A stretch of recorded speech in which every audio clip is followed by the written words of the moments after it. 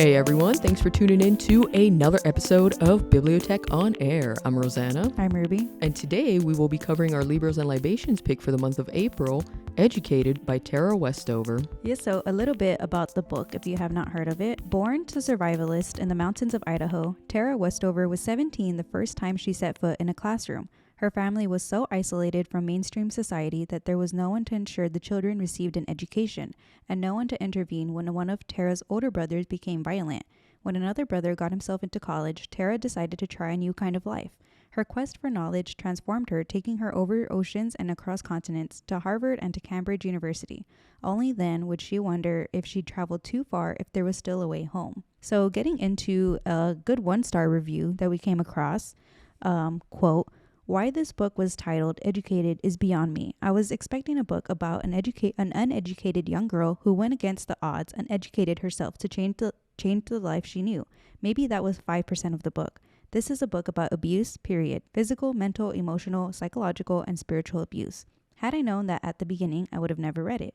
I don't find Miss Westover to be a heroine. I was more frustrated with her constant desire to return to abusive home and family. Her educational journey, which should have been the bulk of the story, can be read in the front flap.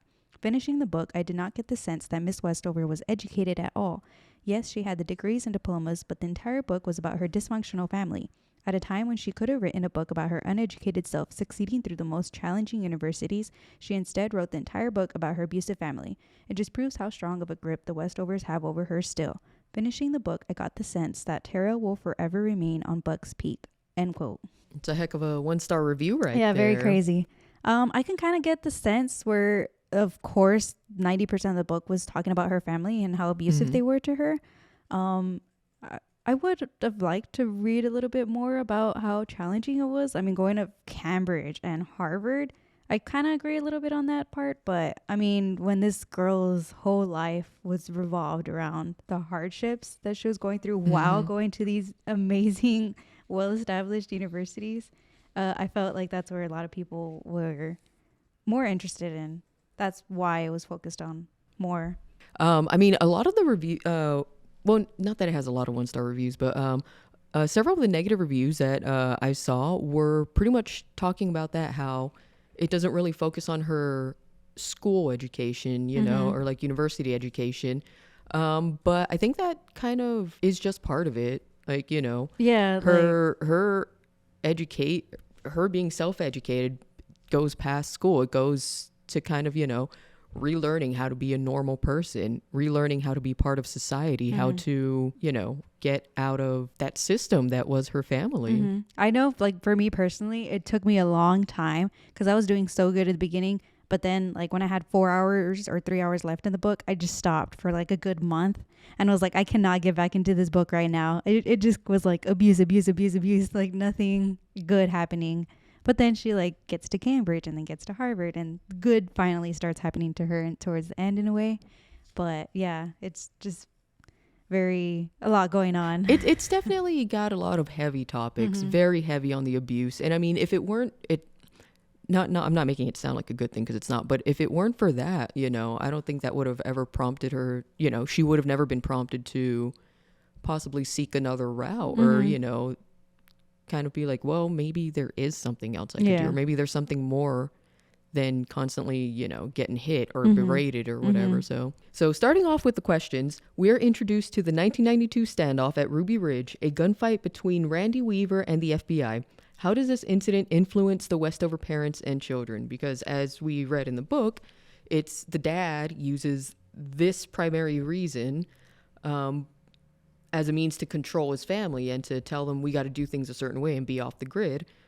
But little did they know that it wasn't specific. They didn't know the reason why the gunfight happened, but the dad would tell them, oh, it's because they found out that the kids weren't going to school, and then they sent the FBI after them. When you actually realize, oh, it's not about that at all.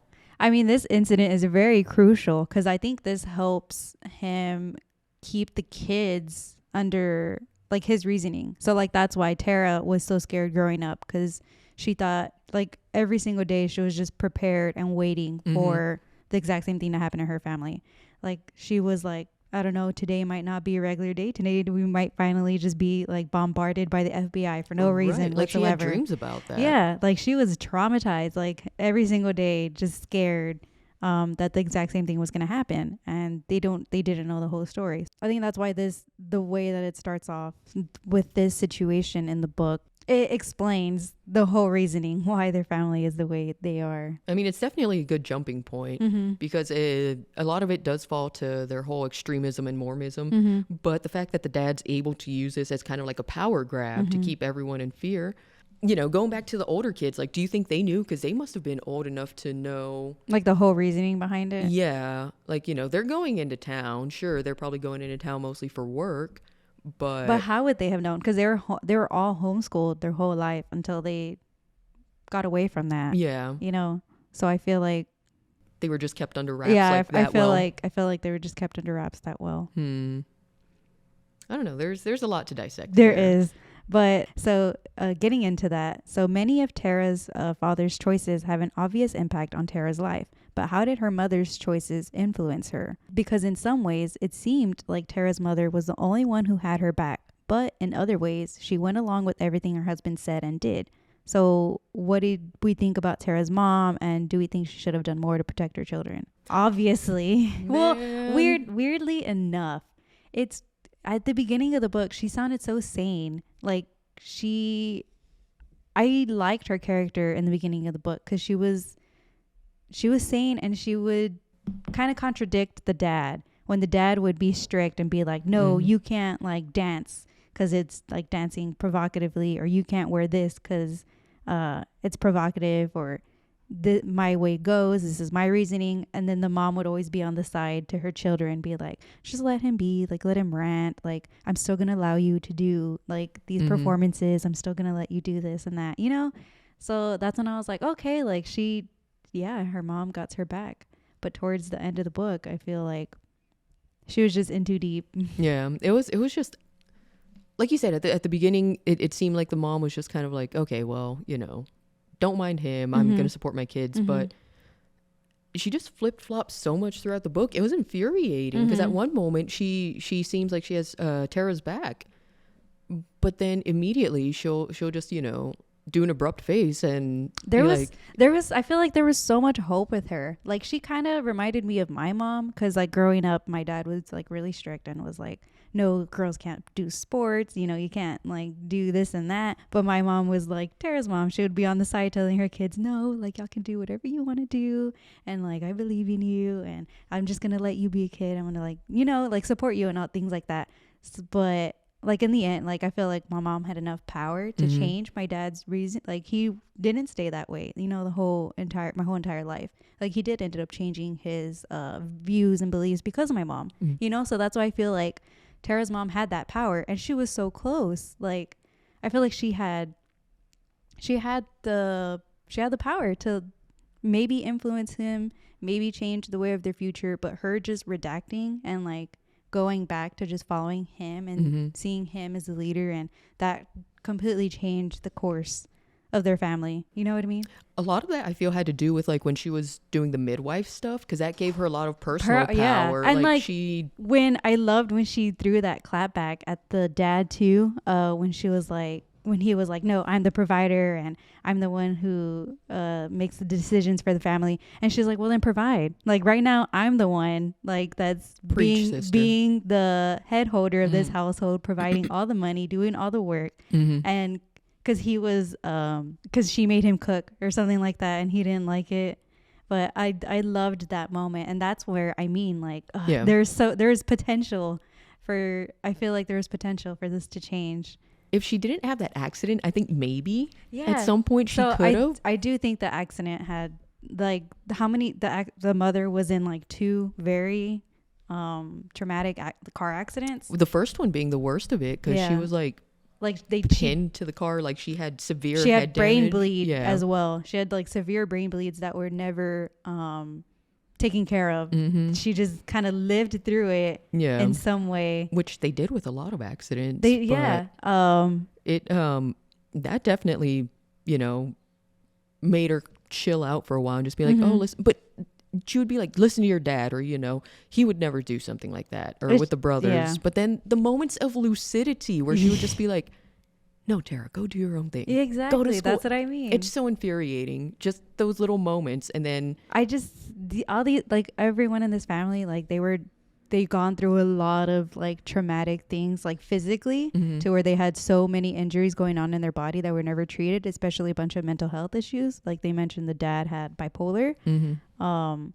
That was obviously just never taken care of, never talked about, never examined. And then the brother, who was exhibiting so much abuse towards Tara, and then she just kind of turned a blind. She would be like, oh, don't worry, I talked to your dad. But then Tara would find out, you never did anything. You never talked to the dad. Y'all are just sweeping this under the rug. Like, they just cared more about their own self-image to a point, especially when the money started coming in. Yeah.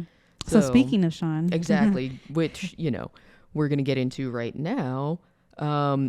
He was abusive in all kinds of ways, and no one ever seemed to put a stop to it. It's a miracle he wasn't in prison.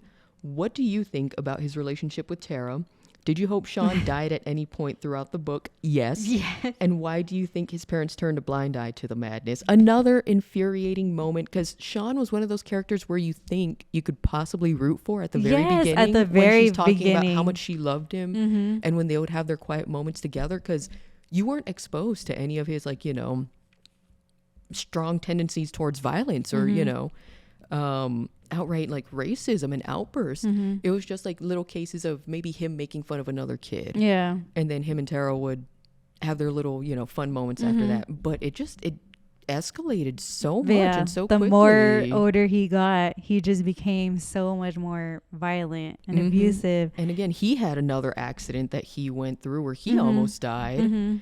And that just seemed to, I feel like a lot of the blame though is placed on these accidents. Like, true. Like, yeah, I see what you mean. Like maybe they use that accident to be like, oh, well, you know, I'm sorry, I'm this way. Yeah, like they're just suffering some but very bad head trauma. Way to, you know, be terrible people. But I mean, I don't know. It was so infuriating. I know. I liked the relationship at first, but then the more you get into it, it's just so heartbreaking. Like the way that he treats his sisters, and then the way that he treats any woman around him. Exactly. Like all his girlfriends. He was just very controlling, and like playing games with them. Like that one girlfriend where she would bring him his food, the candy bar or whatever. Oh, I don't want this one. Go give me another one. And she would go and then come back, give him a different one. He's like, no, I wanted the other one.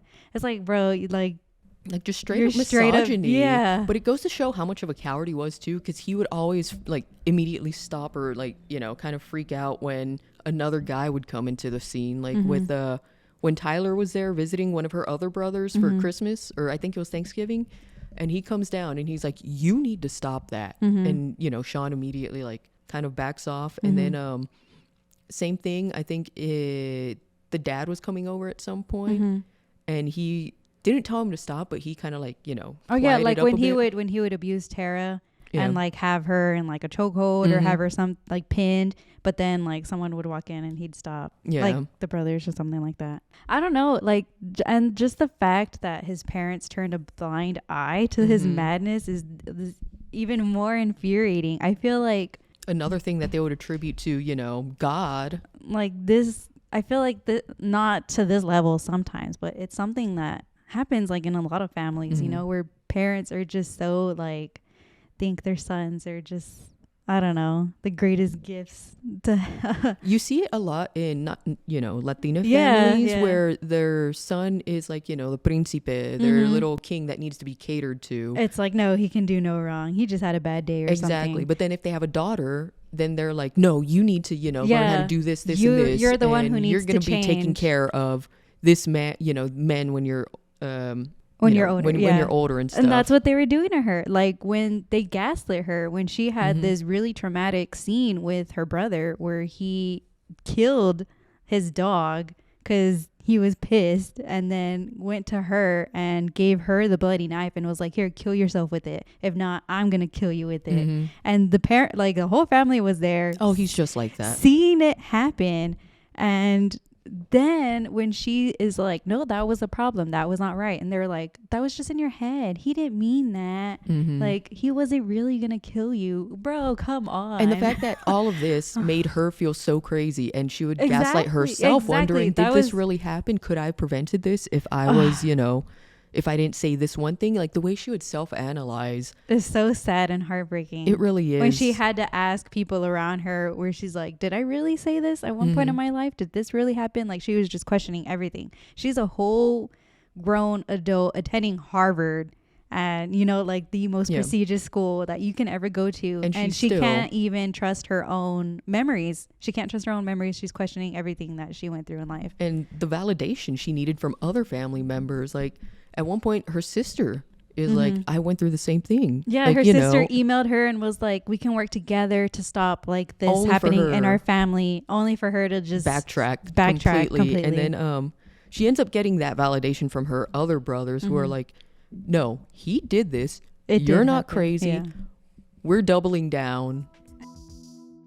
And we will be back after these messages.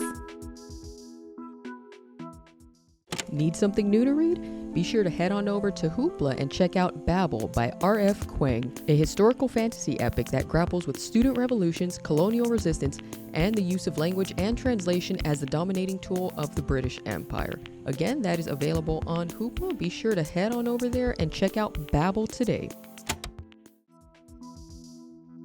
And now we're back. That brings us to our next question. What do you think this book says about generational trauma, and what does it say about loyalty to one's family? Oh man, the generational trauma is real in this book. It's funny because it kind of starts with like the dad, because the grandparents, at least the grandparents on the mom's side, they're kind of like, well, we don't like him. We don't like, your husband. He's a terrible man, and we don't want anything to do with him. Please save your kids from that. Like, they offered to take Tara to Arizona with them. Well, it's one of the sets of grandparents. So, but one of the sets of grandparents at the beginning of the book is like, Tara, come to Arizona with us. You'll go to school. You'll be out of this. And man. Like, she had, like, the loyalty to one's family. She kept going back. Yeah. And so we're going to combine these two questions. Like, why does Tara keep going back to her family as an adult? Because you grow up your whole life just dependent on blood. them. Like, blood is thicker than water. Like, your family is who you can rely on at the end. Like, that's what we're taught growing up, is that you just always got to be loyal to your family, like, no matter what. But when it's like just this much abuse going on in your family, and like when one of her friends in college was like, why don't you just cut them off? Like, I've seen that too in my, like, not me personally in my family, but like, like surroundings. Yeah. Where I'm like, I get that family, like, you're supposed to love your family and trust your, like, that's what you grow up thinking. But when they're that abusive, like, it's no, like, you can't deal with that the rest of your life just because they're your family. Like, they need help. They need to fix themselves. You're not the problem. Yeah. That's where I think the title kind of comes back into play, educated, because she's learning to educate herself about the world around her, and then also relearning that, maybe my family isn't as domineering, or, they're not my everything. Maybe there's more to everything I went through. Exactly.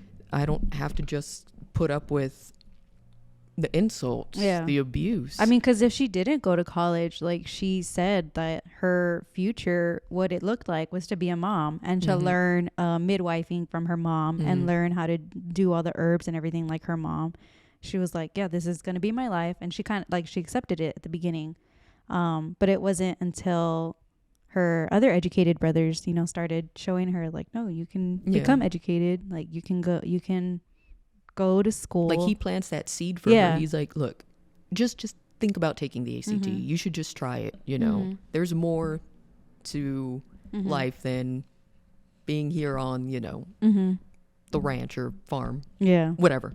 It does make me think, like, going back to the generational trauma, because we know she more or less broke away from that. Like, to this day, I don't think she talks to her family. Yeah, and there's some other brothers that don't talk to the family either. But with that said, like, what about the kids of the siblings that did stay? Like, they're still stuck in some kind of same in the similar situation. Like, that generational trauma still exists. Yeah. Maybe not for Tara and her brothers that made it out themselves, but it's still there. Yeah, and it's always gonna be there. It's gonna keep happening until someone's like, enough is enough, or maybe they see a psychologist. I don't know. But it's interesting because there's an article we're gonna bring up soon. Oh yeah. But they interviewed Tara's parents, the dad and the mom, and some people that work for the dad are like, that's not who we know. Like, he's the nicest guy. Yeah. Like, he's always trying to help out. He's never said anything, out of pocket. So, and like the dad went through so many traumatic injuries and like somehow recovered, even though he did put himself in all those traumatic injuries, but he like somehow recovered without the use of Western medicine. Yeah. Right? Never went to a hospital. So now he believes that he's, a great being. And the mom also became really popular in her herbs and midwifing and everything like that. So they eventually become millionaires. They are very well off. They have a bunch of employees, and they're just growing and, in the Bucks Peak. So that's what makes this, when you take a step back and think about it, it's like both of these sides think they're right. The parents think they're right because they're millionaires and they're well off now, even though like with all their beliefs and everything. But Tara's like, I'm successful because I'm more educated now. I have a doctorate and, I have my own life. Exactly. So it's like, who's right? That's where both sides are looking at. They're like, I'm more right because I'm more successful than you. But it's like, no, I'm more right because I'm more educated than you. It could boil down to morals, like, Yeah.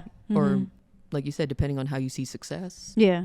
But going into, there's a follow-up article in 2023, 5 years after Educated was published. A journalist visited Tara's family to ask them about the book and how they felt about it. The family basically gaslit Tara's book and her memories of her life. What do you think about that? Do you believe Tara made up this story of her life, or is the family trying to cover up their mistakes and shortcomings? And following up with this, Tara does make great efforts to ensure the story is as objective as possible. So she includes footnotes where accounts of an event differ, or comparing her diary entries to her memory.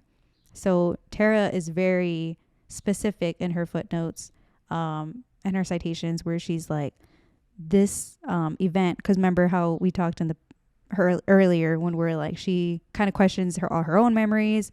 She thinks that maybe she was the one that was crazy at times, but she makes sure every event was researched and rethought of, and she made sure that it's as accurate as possible. Like, she got information from witnesses that were there, right? Her other family members that were there. That's where all her footnotes included. So that's where I'm like, how can her parents think that, or like, how can they gaslit her into thinking that she's just like lying and coming up with all these lies, basically? I mean, going back to some of the reviews, the negative ones, again, they seem to kind of want to not believe Tara. Like, how could all of this happen to you, or why would you keep coming back? Yeah. I do think it was important, and not just for people reading, but for Tara herself, to corroborate like these events and to make sure that she had information to back it up, to prove to herself that she's not crazy and that this happened. Like we mentioned earlier with the brother, like when they're like, no, this happened, like he was abusive. I think that might have been like the first start of her wanting to maybe be like, okay, if I'm going to talk about this, I need to make sure that I can get as much evidence as possible to prove my story, because there will be people who won't believe me, like my own family. If some members of my own family didn't believe me, then who's to say these strangers who are reading my book, why are they inclined to believe me? Exactly. I mean, like, look, her mom came out with an opposing book called Educating. Brother. But like her family, I truly believe they were just trying to cover up their mistakes and shortcomings, and not just that, but not accept responsibility. yeah, that they're not. Yeah, this happened. That like they're because just of them. sweeping everything under the rug. Like they Mhm. never solved any issue ever that happened within their family. They just like to stress that Tara made it because of homeschooling. You Yeah. know, she didn't need to go to no dang public schools to go ahead and Uh-huh. But that's just one minor part. Like, Mhm. sure, she might have been homeschooled, but if she didn't make the choice to, take initiative Mhm. and learn everything she needed for that test to get into college, then homeschooling would have done her no good. We'll jump right into the last question. Do you think being the youngest child in the family impacted Tara ultimately leaving her family? Would it have made a difference if she had been the oldest child? Which is I a think very so. good question.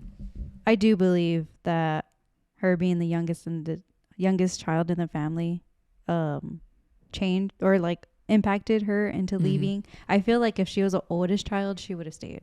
She would not have left. She would have had the burden of being like, okay, well, I need to be the example for my siblings, Exactly. or I need to be there for mom and dad.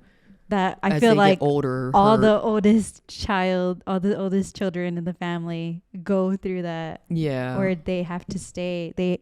And then like who was the oldest? Was it Aubrey? I don't know why I got the feeling that she was the oldest. I don't remember which of the siblings was the oldest. But I mean, like I said, like all the oldest children in the family go through that where they get the most impression from their parents, and then kind of feel like they have to. There's that sense of responsibility. There you go. Yeah, there's a big sense of responsibility. You see that here with some of the siblings, like not just necessarily the oldest, but some of the ones that are old, because all of the siblings are older than her, mind you. Again, she's the youngest. But I think it was Luke who was looking to also take the ACT because it was expected of him to just stay at the farm. I will be honest, I don't remember the exact placement of all the siblings and what specific ones did aside from like Tyler and Sean. Like some of them again were expected to stay on the farm on their working for the rest of their life as the older siblings. So they really never had any idea that they could leave or that they were able to until maybe they saw it with Tara and they're like, okay, it's possible. It's weird how that happened. I mean, like I've seen it like in my own family and other families. I'm like, I'm the youngest and I left home for a bit and the oldest had to stay. And then I look at like my mom and her family, and my mom was the oldest and she had to stay, and then her youngest got to go off, into the world. It's just crazy. Like, you just have that sense of responsibility that you have to kind of secure your roots and maybe like possibly look after your parents too. I wonder if like the older siblings, like I feel like they had to have that in the back of their mind. Like my parents aren't completely right, but I kind of have to stay here and make sure that they don't go insane. Yeah. I feel like if I was the oldest sibling, I would have that mentality. Well, because also I think that falls on the parents too. Like parents probably tell like their only child at the time, or like, the older siblings, like the first two or three, when we get old or when we die, you're going to have to take over, like it initially essentially implying like, you can't leave. Like you're stuck here. We need someone to like, they gaslight, maybe intentionally, maybe unintentionally, but they gaslight the older children into having to stay there, which isn't really fair to them. But I mean, we saw how it played out. Some of them made it out. Some of them did three actually. So 3 of the siblings got their doctorates and the other 4 remained on the farm. Crazy. Yeah. And it's been years since then, because this one came out, I think in 2018, this book. And now it's 2024. And then that educating book that we mentioned, that was like 2022, 2023. Very recent. I mean, it goes to show maybe things can possibly change for the elder siblings. Or maybe at this point, they've just completely resigned themselves to... Well, I'm not going to say resign, because it sounds like they gave up. They had expectations for themselves and they gave up. They did not. Like, they were pretty much in it to win it with that way of life. It's so crazy. Like, I just like... like it's that generational trauma where I was like, man, if the dad just like didn't make it, like where would the family be? But then it's like now if the dad didn't make it, they have Sean. So now it's like Sean needs to needs to kick the bucket. But who knows what's after Sean? You know what I mean? Yeah. Like maybe someone else is just going to get influenced the exact same. And it's just going to keep going in a circle. Which is interesting because of all the other brothers, Sean's really the only one who's problematic. Yeah. As far as we know, again, and what Tara chose to write about in her book, we don't hear about the other brothers being, scummy or racist or violent like that. Luke, I mean, like, completely calm. Tyler is the first one that left the family to go to college. Richard, he would dance and sing with Tara in like the school plays or stuff, or like the community plays or whatever that they would go to. So I mean, it just goes to show like how much power you have like within. Like if you want to make a change for yourself or your life, or like we kind of mentioned, like Tara kind of looked at her life and was like, okay, if I stay, this is the life I'm gonna have. So I feel like everyone has that internal thing. Like you don't have to keep redoing those same mistakes. You don't have to keep being violent. I don't know. Do you know what I'm trying to say? I mean, also psychological help would be beneficial, but there is a way forward. There is a way forward. Yeah, like you don't have to keep repeating the same mistakes. Like there's power. You just have to make that choice that you're going to change. However small it was, like for Tara herself. Yeah. Because at the moment it seemed like such a small fork in the road. But now we see it ended up being incredibly massive because look at where she's at now. Yeah. Very educated. But if y'all want to check this book out, personally, I highly recommend it. Ruby? Yeah, I liked it. I mean, like, I feel like we just talked a lot of bad about the, like, so much negative stuff about the book in a way, but it was very... Well, the book itself, though, it was hard to find positivity in it because it was so... bogged down with her abuse, and that's part of her journey. Yeah, but that was a part of her life. That's a part of her journey. She's not gonna shy away from that, and she shouldn't, because that's what brought her to where she is today. Yeah, no, heck no, girl, speak your truth. Yes, and she did. Do not be silenced. Exactly. Were you silenced or? Wait. It was. Were you silent or were you silenced? Exactly. Do not be silenced. Exactly. But if y'all want to check this book out, it is on Cloud Library, both the ebook and the audiobook. For our next Libros and Libations, which we'll be meeting in June, the book is going to be A Massacre in Mexico, The True Story Behind the Missing 43 Students by Anabel Hernandez. It is available both on Cloud Library and Hoopla. If you're not familiar with the story of it already, this is fairly recent. A few years ago, there was kind of a mass grave discovered in Mexico of 43 previously missing students. And that was just a whole, if you're Latina and you were watching Univision at the time, that was pretty massive. So with that said, this is going to be our next pick. It's going to be very interesting. I can't wait to read it. I know it's going to have some heavy topics, so definitely, warning on that. But again, Burleson Yard Garden next month, Libros and Libations. We hope to see y'all there. If not, make sure you catch up with these episodes. Yep. All right. So until the next time, I am Rosanna. I'm Ruby. And yeah, bye. Bye.